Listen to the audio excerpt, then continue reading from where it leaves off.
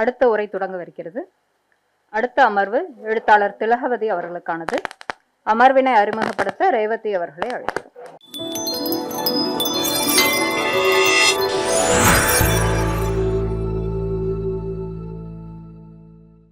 திருமிகு P.K. பழனிக்குமார் இந்த நிகழ்வுக்காக மதுரையில இருந்து வந்திருக்காருங்க.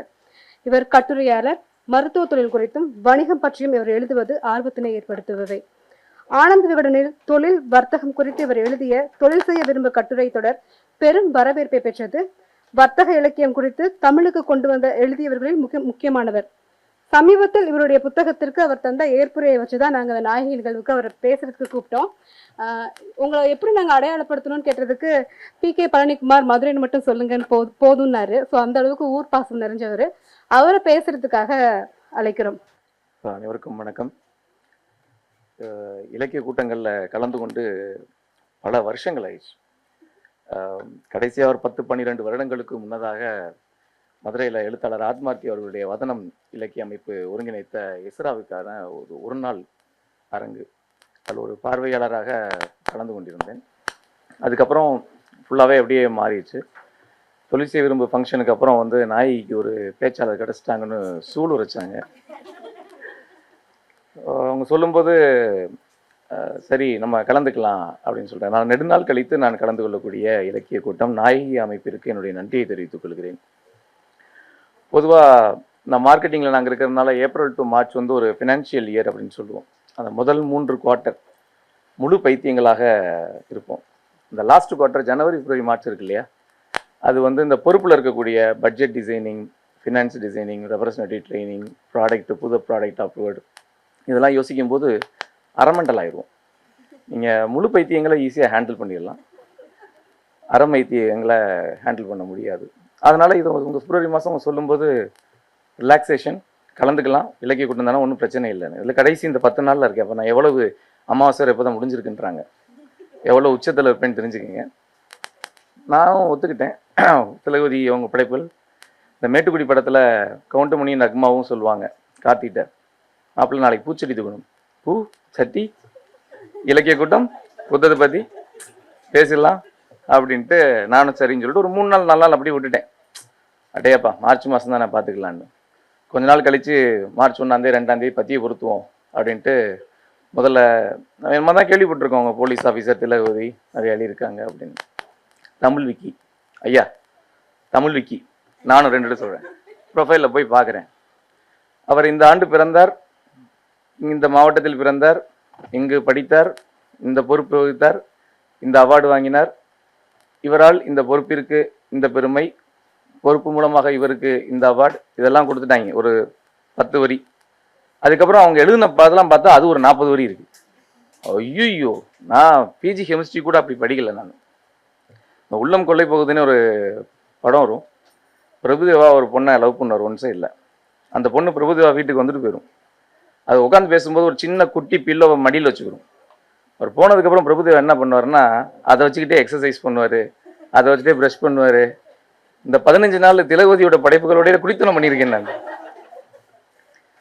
ஆனால் நான் நகைச்சுவை சொல்கிற மாதிரியான அவங்களுடைய படைப்பில் வந்து அந்த சர்க்காசம்லாம் ரொம்ப கொஞ்சம் கம்மியாக தான் இருந்தது. கொஞ்சம் சீரியஸான அங்கத சுவை அப்படின்றது வந்து திரும்ப திரும்ப படிக்கும்போது தான் எனக்கு அது உணர வந்ததே ஒழிய, நேரடியான நகைச்சுவை உணர்வோட அது இல்லை ஒரு சீரியஸ் ரைட்டர் மாதிரியான ஒரு துணியில் தான் இருந்தது. இதன் மூலமாக நான் என்ன சொல்ல வரேன் அப்படின்னா, என்னுடைய இந்த 10 நிமிட உரையின் மூலமாக ஒட்டுமொத்தமான திலகவதியினுடைய படைப்புகளினுடைய பிரதிநிதித்துவமாக என்னுடைய உரையை எடுத்துக்கொள்ள வேண்டாம் என்று தோன்றுகிறது. ஏன்னா நான் படிச்சுட்டு வந்து ஒரு ஸ்பூன், ஒரு சின்ன ஸ்பெர்க் தான் எடுத்து வந்திருக்கேன். என்னுடைய குழந்தை பிறந்து ஒரு 1.5-2 வருஷம் வரும்போது சிவியர் கோல்டு இன்ஃபெக்ஷன் வந்தது. நிறைய எல்லா குழந்தைகளுக்கும் வரக்கூடிய ஜலதோஷம் தான். ஆனால் என்னென்னா, நாங்கள் இந்த மருத்துவத்துறையில் இருக்கிறதுனால மருந்துகளை விற்று இருக்கிறதுனால இது என்ன டைப் ஆஃப் இன்ஃபெக்ஷன், எதனால இந்த இன்ஃபெக்ஷன் வருதுன்னு வேகமாக கேட்ச் பண்ண முடியும். அந்த பர்டிகுலர் ஏதாவது வைரஸ், பாக்டீரியல் இன்ஃபெக்ஷன்ஸ் இருக்கான்னு சொல்லி நம்மளால் கேட்ச் பண்ண முடியும். 2வது நாளே இது சாதாரண சளி இருமல் மாதிரி தெரியலை அப்படின்னு சொல்லிட்டு ஒரு பீடியாட்ரிஷியன்ட்ட ஃபோனில் கேட்குறேன், சார் இருமல் இருக்குன்னு, நாக்டர்னல் காஃப் மாதிரி இருக்குது. நாக்டர்னல் காஃப்னா இரவு நேரங்களில் மட்டும் வரக்கூடிய ஒரு இருமல். பகலில் ரொம்ப நார்மலாக இருக்கா, இரவு நேரங்களில் மட்டும் இருமல் வருது. அவர் என்ன பண்ணுறாரு, ஒரு சிரப் வழக்கம் போல் கொடுக்குறாரு. ஒரு நல்ல பீடியாட்ரிஷியன் அவ்வளோ வேகமாக ஆன்டிபயோட்டிக் தொட மாட்டாங்க. ஒரு ஆன்டிபயோட்டிக் வேண்டாம், நீ இருமல் மருந்து கொடுன்றாரு. இருமல் மருந்து கொடுக்குறோம். அது ஒரு பிராங்கோ டைலேட்டர். தூக்கம் வர வைக்கிறதுக்கான இருமல் மருந்து கிடையாது, சளியை வெளியே கொண்டு வர்றதுக்கான ஒரு பிராங்கோ டைலேட்டர். அன்று இரவு 12 மணிக்கு 1.5-2 வயது குழந்தை இரும ஆரம்பித்தவள் 3 மணி வரை தொடர்ச்சியாக இருந்தாள் நைட்டு. எனக்கு பயம் ஜாஸ்தியாது, இது என்ன இப்படி இவ்வளவு சீரியஸ் ஆகுது. 4வது நாள் மறுபடியும் மருந்து மெதுவாக தானே வேலை செய்யும் அப்படின்னு 4வது நாள் மறுபடியும் நான் கொடுக்குறேன். ஒரு ஃபார்மா பர்சனலாக ஒரே நாளில் அந்த ரெக்கவரி கிடைக்காது என்பது என்னுடைய தொழில் சார்ந்த மூளைக்கு தெரிகிறது. கொடுத்தா 5வது நாளும் 12லேருந்து 2 மணிக்கு நைட்டு ஃபுல்லாக இருமிட்டே இருக்கா. தூக்கம் வர வைக்கக்கூடிய இருமலை சப்ரஸ் பண்ணக்கூடிய மருந்தை டாக்டர் பரிந்துரைக்கிறார். வேறு வழி கிடையாது. சில சமயங்களில் treatment is not for patient, கூட வர அட்டண்டர்ஸ்க்கு தான், எஸ்பெஷலி பீடியாட்ரிஷியன். என் குழந்தை திங்கவே மாட்டேங்கிறா, என் குழந்தை பாஸ் ஆக மாட்டேங்கிறா, ஃபஸ்ட் ரேங்க் எடுக்க மாட்டேங்கிறா, இப்படிலாம் டாக்டர்கிட்ட சொல்கிற பேரண்ட்ஸ் உண்டு. ஸோ என்ன பண்ணுறாங்க, தூக்கத்தை வர வைக்கிறதுக்கான காஃப் சிரப் இரவு நேரத்தில் கொடுக்குறாங்க. தூக்கத்தை மீறி குழந்தை இருமுறை. ஃபைனலாக நாங்கள் ஒரு கைனகாலஜிஸ்ட்டை நாங்கள் பேசுகிறக்கு போகும்போது அந்த டாக்டர் தான் டயக்னைஸ் பண்ணுறாங்க. அவங்க வீட்டுக்காரர் ஒரு இஎன்டி ஸ்பெஷலிஸ்ட். பழனிக்குமார், உங்கள் பொண்ணு மவுத் பிரீத் பண்ணுறா, வாய் வழியாக மூச்சு விட்றா, நீங்கள் இஎன்டி பாருங்கள். இஎன்டி டாக்டரை டயக்னைஸ் பண்ணி அடினாய்டுன்னு ஒரு சுரப்பி இருக்கும் மூக்கு தொண்டை சேர்ற இடத்துல, அது வீங்கிருது. சளி பிடிச்சா அது வீங்கிடும். குழந்தை 4 வயசு குழந்தையோட 4-5 வயசு வரைக்கும் இந்த பிரச்சனை இருக்கும். அதனால ஒரு சிரப் கொடுத்து சரியாக இருந்தார். 25 ரூபாய்க்கு ஒரு சிரப் வாங்கி கொடுத்தா சுவிட்ச் போட்ட மாதிரி இருமல் நின்றுச்சு, அன்னைக்கே நின்றுச்சு. போகும்போது அந்த டாக்டர் சொல்கிறாரு, குழந்தையை 5 வயது வரை சளி பிடிக்காமல் பார்த்துக்கங்க. ஒரு 2 வயது குழந்தையை நீங்கள் சளி பிடிக்காமல் எப்படி பார்த்துக்குவீங்க? ஐஸ்கிரீம் வாங்கி தர வேண்டாம், சரி வேண்டாம். மலையில் வெளியே எங்கேயும் கூட்டு போக வேண்டாம், கூட்டு போகல. கொடைக்கானல் ஊட்டி போக மாட்டோம். வெளியில் சாப்பாடு வாங்கி தரக்கூடாது, கேக் வாங்கி தரக்கூடாது, பிளாக் ஃபாரஸ்ட் வாங்கி தரக்கூடாது, அதை கூட அது பண்ணலாம், குல்ஃபி வாங்கி தரக்கூடாது. ஆனால் ரைமுகளை 4 குழந்தைகள் சேர்ந்து ஹாப்பி பர்த்டேன்னு கேக் வெட் பண்ணுறாங்க. Black forest cake. எதிர்த்த வீட்டு குழந்தை பிளாக் ஃபாரஸ்ட் கேக்கோ என் பர்த்டே கிஃப்ட் அப்படின்னு சொல்லி கொடுக்குது. இப்போ குழந்தைகளுக்கு கேக்கு வெட்டக்கூடியது ஒரு கேம் சம்மந்தப்பட்ட மாதிரி ஒன்று இருக்குது. இதிலிருந்து குழந்தையை எப்படி காப்பாற்றுவது? நான் ஹாஸ்பிட்டல் போயிட்டு வந்தனையுமே அடுத்த நாள் இந்த மனநிலை எனக்கு வீட்டுக்கு வரும்போதே இது ஓடுது. ஜலதோஷத்திலிருந்து காப்பாற்றோம்னா கேக்கிட்டிருந்து எப்படி ஒரு குழந்தையை காப்பாற்று? அடுத்த நாள் என்ன பண்ணுறோம்னா காலிஃப்ளவர் வாங்குறோம். என் பொண்ணை உட்கார வச்சு கத்தி எடுத்து ஹாப்பி பர்த்டே சொல்கிறா, அப்பா கேக்கை வெட்டுறேன் அப்படின்னு சொல்லி காலிஃப்ளவரை நான் வெட்டுறேன். அடுத்து முட்டைக்கோஸ், அப்புறம் சின்ன சின்ன காய்கறிகள் இருக்கும், டிஸ்மேண்டில் பண்ணி மேண்டில் பண்ணிக்கலாம், கத்தி வச்சு வெட்டுறோம். ஒரு நாள் என்ன பண்ணுறா, அவளே காலிஃப்ளவர் எடுத்து ஹாப்பி பர்த்டே, அப்பா ஹாப்பி பர்த்டே வாசிங்க அப்படின்னு சொல்லிட்டு காலிஃப்ளவரை வெட்டுறா. அந்த குழந்தைக்கு நன்றாவே தெரியும் அந்த காலிஃப்ளவர் ஒரு கேக் இல்லை என்று, அந்த குழந்தைக்கு முட்டைக்கோஸ் ஒரு கேக் இல்லை என்று நன்றாகவே தெரியும். ஆனால் கேக்கிற்கான ஒரு கொண்டாட்ட மனநிலையை, கேக்கிற்கான ஒரு உணர்ச்சியை காலிஃப்ளவரிலும் முட்டைக்கோஸிலும் கொண்டு வரும் பொழுது அவள் அந்த மனநிலைக்கு வருகிறாள். இங்கு குழந்தை என்பது ஒரு குறியீடு, வாசகன். கேக் என்பது படைப்பு. நான் இன்று திலகவதியின் படைப்பை நோக்கி வரும் பொழுது நான் கடந்து வந்த புத்தகங்கள், நான் கடந்து வந்த அனுபவத்தின் வாயிலாக நான் எவ்வாறு அந்த படைப்பை பார்க்கிறேனோ அதுதான் அந்த படைப்பை ஒழிய அது கேக்கா முட்டைக்கோசான்றது வாசகன் கையில் இருக்குது, படைப்பாளி கையில் இருக்குது. என்னை வைத்து நான் சொல்லக்கூடிய உரையை வைத்து ஒரு படைப்பை நீங்கள் ஒரு சர்டிஃபிகேட்டில் ஒரு ஃப்ரேம்குள்ளே நீங்கள் கொண்டு வர முடியாது என்ற ஒரு டிஸ்க்ளைமரோட இதை நான் கொண்டு வரேன்.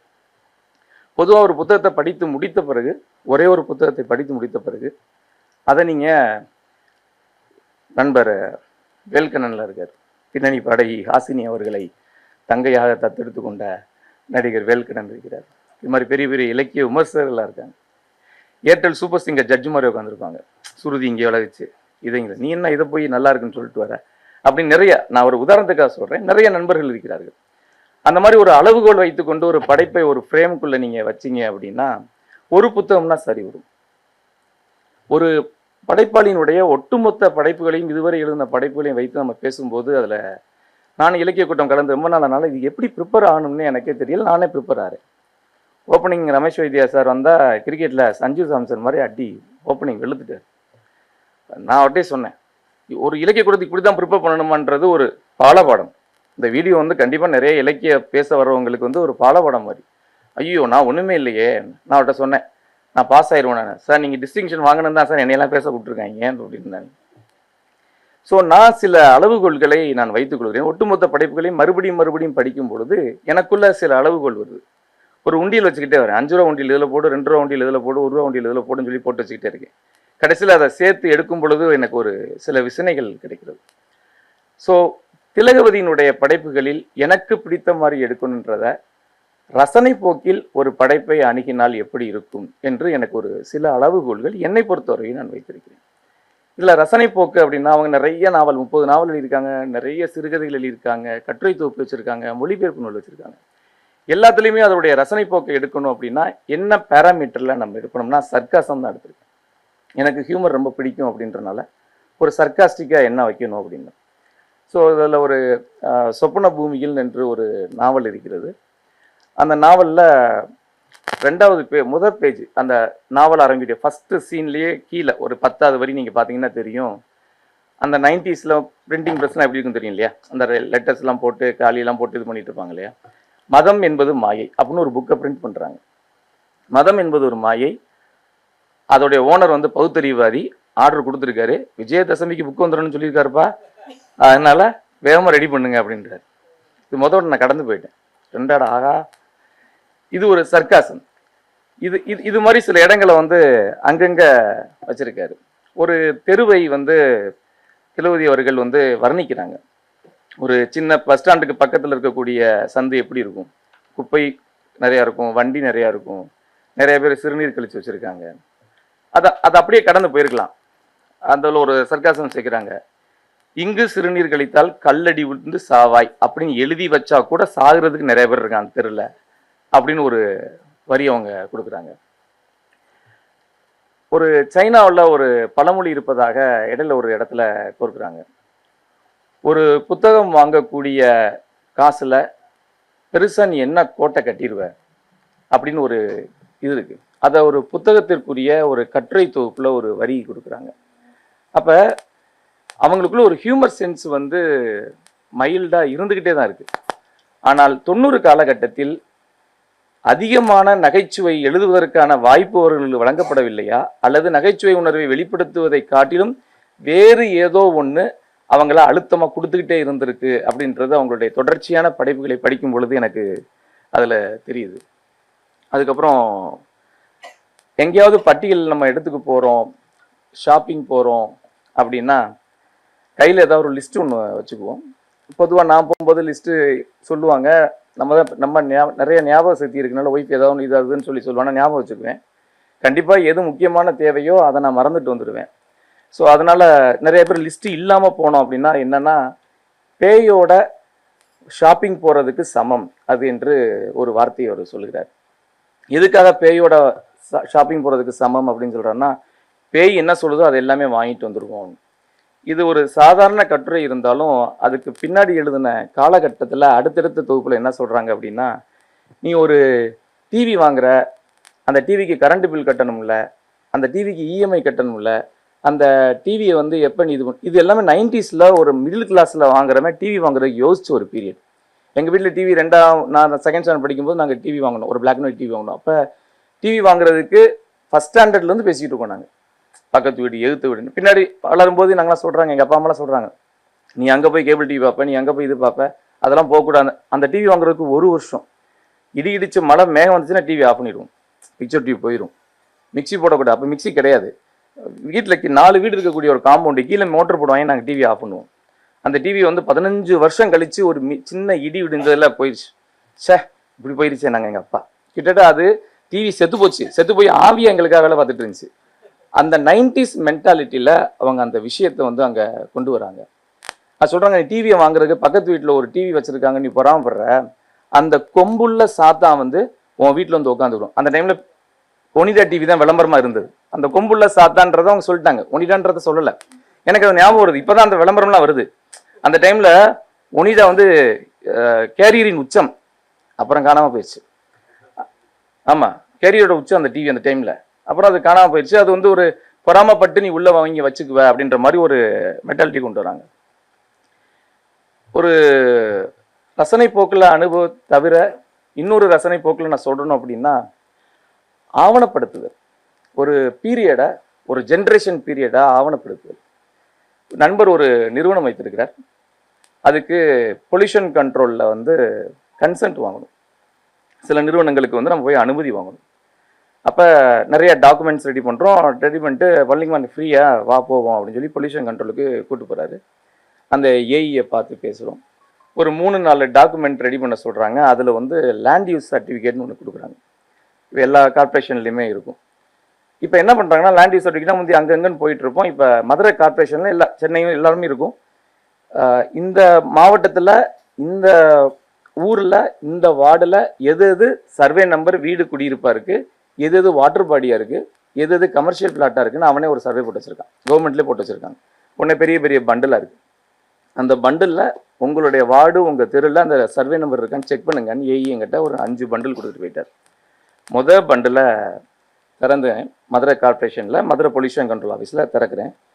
அதில் ஒரு யார் அந்த ஆவணத்தை தயாரித்தவர், எந்த இன்ஜினியர், யார் துணை, யார் இது பண்ணியிருக்காங்க இல்லையா, அதுக்கு கீழே அந்த பொருளோட இருக்கிறதுக்கு கீழே யாரு கிடந்தன்ன அகநெடும் தெருவின் மதுரை காஞ்சி 359வது வரி. அதாவது 6 போல அகன்ற தெருக்கள் கொண்ட மதுரை மாநகரம் அப்படின்ற ஒரு வரியை அவர் கொடுத்துருக்காரு. அப்போ எழுதுனவன் அந்த டாக்குமெண்ட்டை ப்ரிப்பேர் பண்ண ஒரு கிளர்க்கோ இன்ஜினியரோ யாரோ ஒருத்தன் சங்க இலக்கியம் படித்தவனா இருக்கான். அவன் மதுரை கார்பரேஷனில் வேலை பார்த்துருக்கான். அவனுக்கு இந்த வேலையை கொடுத்துருக்காங்க. கொடுக்கும்போது மதுரையோட ஒவ்வொரு தெருவையும் அவன் நிர்மாணம் பண்ணி எழுதி வச்சுட்டே வரான். வரும்போது ஒரு காலத்தில் மதுரை தெரு எப்படி இருந்திருக்கு தெரியுமா அப்படின்னு இதை கொடுத்துருக்காங்க. இப்போ 6 தெருமருந்தா இருக்கு வைகையில். ஆனால் மதுரை காஞ்சிலேருந்து எடுக்கிறது. அதுக்கிட்டது 486வது வரி. நோக்கு விசை தவிர்ப்ப மேற்கு உயர்ந்தோங்கி. அதாவது மாட மாளிகைகள் மாதிரி ரொம்ப ஹைட்டாக இருந்தது. ஹைட்டு பார்த்தோம்னா ஹைட்டே தெரியல, அந்த அளவுக்கு இருந்த கட்டடத்தில் தான்டா இன்னைக்கு நீங்கள் இருக்கீங்க அப்படின்றத வித்தியாசம் பண்ணுறாங்க. இப்போ நான் அந்த பக்கத்தை பார்க்காம சர்வே நம்பரை போய் பார்த்துட்டு வேகமாக லேண்ட் யூஸ் சர்டிஃபிகேட் கொடுத்துட்டு வந்ததுக்கும் அந்த சங்க இலக்கிய வரியை படிச்சுட்டு எப்படி இருந்த ஊர் அப்படின்னு ஒவ்வொன்றா பார்க்குறேன். நான் அவருக்கு மட்டும் பார்க்கல, எங்கள் ஏரியா பார்க்குறேன், எங்களுடைய பழைய கிரஷ் இருந்த ஏரியா பார்க்குறேன், காலேஜ் ஏரியாவை பார்க்குறேன், ஸ்கூல் ஏரியாவை பார்க்குறேன். எனக்கு தெரிஞ்ச ஏரியாலாம் அப்படி பார்த்துட்டே வரேன். இந்த ஏரியாவில் இதெல்லாம் சர்வே நம்பரில் இருக்குது அப்படின்னு பார்க்குறேன். அப்போ இதோட நான் கம்பேர் பண்ணும்போது சங்க இலக்கியம் என்ன செய்யுது அப்படின்னா ஆவணப்படுத்தி இருக்கிறது. சங்க இலக்கியம் ஒரு விஷயத்தை ஆவணப்படுத்தும் போது அது சார்ந்த மக்களுடைய வாழ்வியலையும் ஆவணப்படுத்தி இருக்கிறது. அப்போ இலக்கியத்தினுடைய வேலை என்ன? சாதாரண மனிதனுடைய கட்டுமானத்தையும் சாதாரண மனிதனுடைய வாழ்வியலையும் ஆவணப்படுத்துது. நான் இதை தோசையை திருப்பி போடுறேன். எதெல்லாம் சாதாரண மனிதனுடைய வாழ்வியலை ஆவணப்படுத்துகிறதோ அது எல்லாமே இலக்கியம் என்று நான் தோசையை திருப்பி போடுறேன். திலகவதியினுடைய ஒட்டுமொத்த படைப்புகளும் சாதாரண மனிதனுடைய வாழ்வியலை ஆவணப்படுத்துகிறது. அந்த 90s இருக்கக்கூடிய எல்லா மக்களுடைய, எஸ்பெஷலி விளிம்பு நிலையில் இருக்கக்கூடிய மக்களுடைய வாழ்வியலை ஆவணப்படுத்துகிறது. ஒரு முழு இலக்கியமாக அது உருமாறுகிறது. இந்த ரசனை போக்குக்கு அடுத்து நான் ஆசைப்படுறது என்ன தத்துவார்த்த சிந்தனையின் அடிப்படையில் இந்த படைப்புகளை நான் அணுகலாம். ஒவ்வொருத்தருக்கும் ஒரு தத்துவார்த்த சிந்தனைகள் இருக்கும். இப்போ உதாரணத்துக்கு ஒரு பல மாதங்களுக்கு முன்னதாக நண்பர் வேல்கண்ணன் மதுரை வந்திருந்தார். அப்போ கலைஞர் நூற்றாண்டு நூலகத்தில் உட்காந்து நாங்கள் 2 பேரும் பேசிக்கிட்டு இருக்கோம். வயிற்றுக்கு உணவில்லாத போது தான் சற்று செவிக்கும் ஈயப்படும் அப்படின்னு சொல்லி 1 மணி நேரம் ஒரு டீயை வச்சுக்கிட்டு ஒரு இலக்கிய பேருரை வழங்கினார். கொடுக்கும்போது அவர் சொல்கிறாரு, நீ ஒரு படைப்பாளியை செலக்ட் பண்ணி கண்டினியூஸாக அந்த புத்தகத்தை ஃபுல்லாக, அவங்க எழுதின புத்தகத்தை ஃபுல்லாக படி, உனக்கு ஒரு நல்லா இருக்கும், அது நல்லா இருக்குன்னு ஒரு ஐடியா கொடுத்துட்டு போனார். வேல்கண்ணன் போனதுக்கப்புறம் எனக்கு நான் அப்படி படிக்க மாட்டேன். ஏன்னா எனக்கு ஒரு உளவியல் சிக்கல் வந்துருமோன்னு எனக்கு ஒரு பயம். ஏன்னா நான் கல்லூரி காலத்தில் இலக்கிய வாசிப்பு வந்தது சொன்னால் சிரிப்பாங்க சில பேர். வைரமுத்து கவிதைகளை படிச்சுட்டு நான் உள்ளே வந்துவேன். அதுக்கப்புறம் சுஜாதா கதைகளை எடுத்து படிக்கிறேன். திடீர்னு வேலைக்கு வந்தோடனே சோமவல்லி பக்கம் என்னை திருப்பி விட்டாங்க. திரும்ப 2013-14 அப்புறம் இலக்கிய வாசிப்பு வரும்போது தொடர்ச்சியாக இரா முருகவேல், முகமது யூசுப், நர்சீம், வேல்கண்ணன் கவிதைகள், மனுஷபுத்தன் கவிதைகள், வண்ணதாசன் கவிதைகள் எல்லாத்தையும் நான் எடுத்து படிச்சுட்டு இருக்கும்போது இவங்கள்ட்ட சாயல் நமக்கு வந்துருமோ அப்படின்ற ஒரு பயம். இவங்க திங்க் பண்ணுற மாதிரி நம்ம திங்க் பண்ணுறோமோ, இந்த ஆதவன் படத்தில் வடிவேல் சொல்கிற மாதிரி என்ன ஏன் மூளை இவன மாதிரி திங்க் பண்ணுதுன்ற மாதிரி ஆயிருமோன்னு ஒரு பயம். அந்த உளவியல் சிக்கலுக்குள்ளே போகக்கூடாதுன்னு நினச்சிட்டு இருந்தேன். பட் இந்த நாயகி அமைப்போடு இருக்கும்போது, இந்த திலகவதி அவர்களுடைய படைப்புகளை தொடர்ச்சியாக படிக்கும்போது அந்த மாதிரி ஒரு சிக்கலுக்கு நான் வரேன் அப்படின்னா நான் வர்றேன். ஆண்டனி சார் சொன்ன மாதிரி தான், எங்கெல்லாம் ஒரு குடும்பத்தில் அச்சாணியாக பெண்கள் இருக்கிறார்களோ அவர்களை லென்ஸ் மூலமாக நம்ம பார்க்கறதுக்கு இது மாதிரியான நிகழ்வு உதவுகிறது. நாயகி அமைப்பிற்குமே அதுக்கு நான் நன்றி சொல்கிறேன். நான் ஒரு ஆண் எழுத்தாளர் சொல்வதை காட்டிலும் ஒரு பெண் எழுத்தாளர் சொல்லும்போது என்னன்னா அந்த கன்சிஸ்டன்சி, தன்னுடைய ஒவ்வொரு படைப்பிலையுமே அதை வெளிப்படுத்திக்கிட்டே இருக்காங்க. நாவலை இவங்க என்ன பண்ணுறாங்கன்னா, கல்மரம் வந்து சாகித்ய அகாடமி வாங்கியிருக்கு. அதில் ஒரு விமர்சன போக்காவே நிறைய இடங்கள்ல சொல்றாங்க. அந்த நாவல் வந்து இந்த நாவலுக்கு சாகித்ய அது எல்லாம் சொல்றது அந்த இந்த ஒரு நாவல் அவார்டு வாங்கிருச்சுன்னா இதுக்கு தேவையில்லை, இவருக்கு தேவையில்லை அப்படின்னு சொல்ற மாதிரி. அதே மாதிரி கல்மரத்துக்கு இது தேவையில்லை, இந்த கதை அவ்வளவு ஸ்ட்ராங்கா இல்லைன்னு சொல்றாங்க. அந்த கதையோட கருக்கு தானே ஒழிய அந்த கதை சொல்லப்படும். எல்லா நாவல்கள்லையுமே உரையாடல் மூலமாக கதையை நகர்த்தக்கூடிய அது ரொம்ப கஷ்டம். நீங்க ஒரு பக்கத்தை ஒரு ஒரு இவர் அபிதாலெல்லாம் ஒரு கதவை வந்து ஒரு பக்கத்துக்கு எழுதியிருப்பார். அது மாதிரி வர்ணனைகளை சொல்லி எழுதலாம். ஆனால் உரையாடல் மூலமாக கதையை நகர்த்துவது என்பது மிகவும் கடினம். ஆனா இவங்களுடைய நாவல்ல எல்லா கேரக்டருமே கதையை நகர்த்தக்கூடிய கேரக்டர் பெண்களாகவே இருக்கிறார்கள். அது வந்து மிகுந்த ஒரு காலேஜ் படிச்சுட்டு வரக்கூடிய ஒரு பொண்ணுக்கு வந்து தன்னம்பிக்கை கொடுக்கணும்னா நீங்க தாராளமா திலகவதியினுடைய படைப்புகளை நீங்கள் தான், நான் இதை பேசுறதுனால சொல்றேன், தாராளமாக அதை கொண்டு வரலாம். அதுக்கப்புறம் வந்து 90s நிறைய தண்ணி அடிச்சு பொண்டாட்டி அடிக்கிறது இப்பெல்லாம் நமக்கு படிக்கிறது காமெடியா இருக்கு. இப்பெல்லாம் வந்து நிறைய பெண்கள் வந்து புருஷனையும் அடிக்கிற இதெல்லாம் நாங்கள் மதுரையில் நாங்கள் பார்க்க தான் செய்கிறோம். இப்போ அதை படிக்கும்போது என்னடா இப்படிலாம் இருந்திருக்கா அப்படின்னு இவங்க வைக்கக்கூடிய அந்த கேள்வி ஒன்று இருக்கு. நிழல்னு ஒரு சிறுகதை இருக்காங்க. ஒரு பொண்ணு படித்து முடிச்சிடுறா, வேலைக்கு போகிறா, சென்னைக்கு அனுப்புகிறாங்க. அவங்க அப்பா அம்மா வந்து சென்னையெல்லாம் போகக்கூடாதுன்றாங்க. தன்னுடைய சித்தி பொண்ணு ஒருத்தி கல்யாணம் ஆகியிருக்கா, அவங்க வீட்டில் போயிருன்றாங்க. சித்தி பொண்ணு வந்து கல்யாணம் ஆகி சின்னஞ்சிரிச்சு அவங்க போய் டிஸ்டர்ப் பண்ணணுமான்னு போயிடுறாங்க. அங்கே போனால் அவன் ஒரு காலேஜ் ப்ரொஃபஸர். அந்த சித்தி பொண்ணு அக்காவுடைய வீட்டுக்கார் காலேஜ் ப்ரொஃபஸர். காலேஜ் ப்ரொஃபஸர் என்ன பண்ணுறான், பட்டிமன்றத்தில் பேசுகிறேன், மொக்க ஜோக்கா அடிக்கிறானா. நான் திலகவதி அவங்க எழுதியிருக்காங்க. மைக்கு பற்றிய பிரஜையே இல்லாமல் வாழும் கத்திக்கிட்டு இருக்கான் அப்படின்னு. இப்போ சித்தி பொண்ணு அவளை பார்க்குறா, என் புருஷன் அடிக்கிற ஜோக்கை பற்றியா அப்படின்னு சிரிக்கிறா. இவளுக்கு ஒரு உளவியல் சிக்கல் வருது, சிரிக்கிறா. சிரிச்சோம்னா இவ ரொம்ப சிரிக்கிறாளான்னு பார்க்குறா, நம்ம புருஷனை சைட் அடிக்கிறான். நான் அந்த இடத்துல திலகவதி அந்த கேரக்டர் மூலமாக சொல்கிறாங்க, நான் ஒரு ஆம்பளையோட சண்டை போடுவேனே ஒழிய ஒரு ஆம்பளைக்காக சண்டையே போட மாட்டேன் அப்படின்னு சொல்கிறாங்க. இது வந்து அந்த சிறுகதையில் மட்டும் கிடையாது, எல்லா இடங்கள்லையுமே ஒரு ஒரு கேரக்டர் அப்படி பேசுது. ஆனால் அது இப்போ இது வந்து சிரிக்கிற மாதிரி இருக்கு இல்லையா, ஆனால் கதையோட ஓட்டத்தில் பார்க்கும்போது ரொம்ப சீரியஸாக இருக்குது. எனக்கு விமர்சன போக்கு இதில் இது வந்து தத்துவார்த்த சிந்தனைகள்ன்றனால பெண்ணிய சிந்தனை எடுக்கிறேன். விமர்சன போக்கு எனக்கு இருக்குது. என்னன்னா அந்த சொப்பன பூமிகள்ன்ற ஒரு நாவல், கல்மரமாவது பரவாயில்ல, சொப்பன பூமியில் 2வது பக்கத்தில் 2வது வரியில் 2 கேரக்டர் வருது, 3வது பக்கத்தில் 4வது வரியில் 4 கேரக்டர் வருது, 7 பக்கம் முடியல 18 கேரக்டர் வருது. 18 கேரக்டரில் 4 கேரக்டர் ஆம்பளை. நான் கேர்ள்ஸ் சைடில் ரொம்ப வீக்கு. என் கிளாஸ்மேட்ஸ்லேயே நான் வந்து ஃபஸ்ட் செமஸ்டர் முடிஞ்சதுக்கப்புறம் தான் பிஜிலேயே பேசவே ஆரம்பித்தேன். ஒரு பொண்ணு கல்யாணம் ஆகிருக்கு, 2 பொண்ணுக்கு கல்யாணம் ஆகல, ஒரு பொண்ணுக்கு டைவர்ஸு. கதையில் இது யார் டைவர்ஸு யார் கல்யாணம்னு பார்த்தா திடீர்னு ஹஸ்பண்டோட உட்காந்து, ஐயோ இந்த பொண்ணு டைவர்ஸ் ஆயிடுச்சு, இப்போ யார் கூட இருக்குன்னு மறுபடியும் 10 பக்கத்துக்கு முன்னாடி போக வேண்டிய எனக்கு ப்ரெஷர். இந்த மீட்டிங் பேசணுமே, இந்த நாவலை வேகமாக முடிக்கணுமே. நான் ஆர்கானிக் கெமிஸ்ட்ரி கூட பிஜியில் அப்படி படிக்கலை, திரும்ப படிக்கணும்னு. அதில் ஒரு கேரக்டர் வந்து கல்யாணம் ஆகி குழந்தை வந்ததுக்கப்புறம் அவன் இன்னொரு ஸ்கூல் டீச்சரோட உறவுல அங்கே போய் அவன் லிவிங் டுகெதராக இருந்துக்குவான். இந்த பொம்பளை என்ன பண்ணும்னா சம்பாதிச்சு பிரிண்டிங் ப்ரெஸ்ஸில் 8 hours நின்று சம்பாதிச்சு காசை எடுத்து மாமியாருக்கும் தன்னோட வீட்டுக்கும் அனுப்பிட்டு இருக்கும். யார் அப்படி அனுப்புவாங்க தான் 90s நடந்திருக்கு. அந்த மாதிரி தியாகிகள் இருந்திருக்காங்க இல்லையா, அனுப்பிச்சிருக்காங்க. ஒரு நாள் என்ன பண்ணுச்சு, மாமியார் அதிகமாக காசு கேட்டனுமே லெட்டர் போட்டுருது, கோர்ட்டுக்கு நான் கேஸை போட்டு உன்னையும் பிள்ளையும் கூண்டில் ஏற்றலைன்னா பார்த்துக்க அப்படின்னு லெட்டர் போட்டுருது. மாமியாக்கரை அடிச்சு விழுந்து ஓடி வரா. இப்போ பிரிண்டிங் ப்ரெஸ்ல வந்து ரொம்ப டயர்டாக வரா. அந்த ரொம்ப சோகமான சீன் அது. பிரிண்டிங் ப்ரெஸ் வந்தனையுமே இவ அம்மா மாமியார் கை சோறு காஃபிலாம் போட்டு வைக்கிறா. சொல்லிட்டு மெதுவாக கேட்குறா, கோர்ட்டு கேஸ்லாம் இழுக்கலாமாம்மா அப்படின்றா. இவன் அமைதியாக தான் இருக்கா. எனக்கு கை ஃபுல்லாக அந்த இங்கு ப்ரெஸ் அப்படியே இருக்கும். மெதுவாக சொல்கிறா, நான் நலாயினி இருக்கால நலாயினி, அவள் வீட்டுக்காரன்னு சொன்னனையுமே இவளுக்கு அப்படியே பொங்கிட்டு வருது. அவள் புருஷன் போனதுக்கப்புறம் உட்காந்து பூ பறிச்சுட்டு இருந்திருப்பா, அதனால சும்மா இருந்திருப்பா. அவனா பிரிண்டிங் ப்ரெஸ்ஸாக போனால் நலாயினி இருந்தாலும் கோர்ட்டு கேஸ் தான் போட்டிருப்பான். இவன் மெதுவாக மாமியாக்காரி சகுந்தலையை ஆரம்பிப்போமான்னு யோசிக்கிறான். வேணாம் அவளையும் கேஸ் அடிப்பா அப்படின்னு. ஸோ இந்த மாதிரி இடங்கள்ல வந்து ஆணாதிக்கம் அல்லது ஆணால் பாதிக்கப்படக்கூடிய ஒரு பெண்ணோட குரலா ஒவ்வொரு இடத்துலையுமே அவங்க ஒழிச்சுட்டே இருந்திருக்காங்க. நான் வரும்போது வேல்கண்ட சொல்லிட்டு தான் வந்தேன், நீங்கள் யாரும் ட்ரை பண்ண டைம் ஆச்சுன்னா எதை காமிங்க அப்படின்னு. கல்மரம் ஒரு கட்டிடக்கலைங்கிற ஒரு சித்தால் வேலை பார்க்குறவங்களுடைய இது. சுபனபூமி வந்து ஒரு பிரிண்டிங் ப்ரெஸ்ஸில் இருக்கிறவங்க.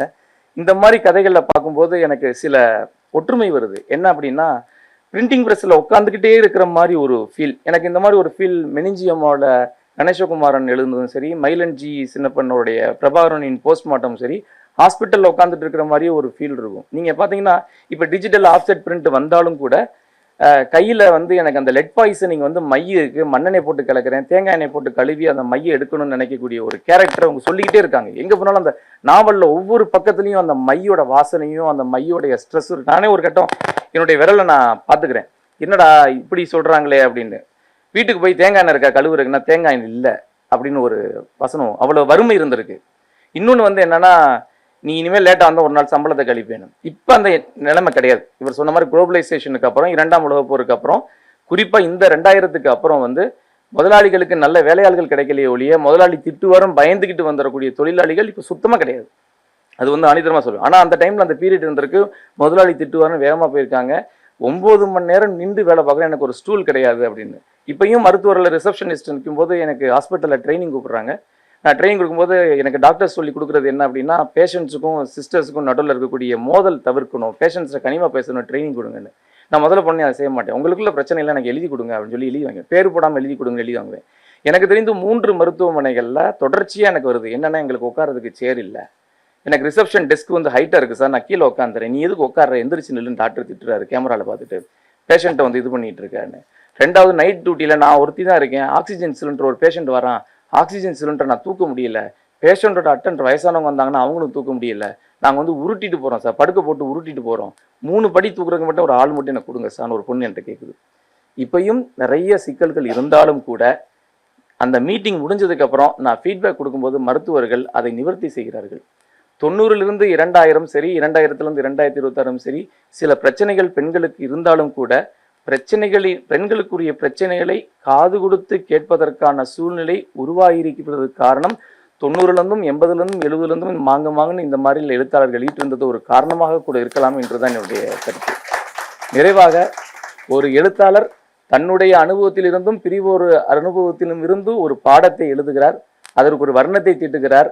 அந்த வர்ணம் வாசகர்களுக்கு ஒரு பாடமாக அமைகிறது, வாழ்விற்கு ஒரு பொருளாக அமைகிறது. ஒரு எழுத்தாளர் இறந்து முடிந்த பிறகு இந்த சமூகத்திற்கு நான் என்ன செய்தேன் என்று யோசிக்கும் பொழுது ஓரளவிற்கு ஒரு வாசகனுக்காவது ஒரு சொல்லை, ஒரு பொருளை தந்திருக்கிறேன் என்றால் அந்த மரணம் நிறைவான மரணம் என்று திலகவதியின் மொழியிலேயே இதை கூறி நான் நிறைவேறுகிறேன். நன்றி. ஆக்சுவலாக எங்கள் குரூப்பை பற்றி தெரிஞ்சவங்களுக்கு தெரியும், அதிகமாக சினிமா ரெஃபரன்ஸ் எடுக்கிற ஆள் நானாக தான் இருப்பேன் இங்கே இதில். ஆனால் சார் வந்து பயங்கரமான இதாக இருக்கார், பார்த்துக்கலாம். நன்றி திரு பழனிக்குமார் அவர்களுக்கு. அவர்களுக்கு நினைவு பரிசை வழங்கிட அகிலா ஸ்ரீதர் அவர்களை அழைக்கிறோம்.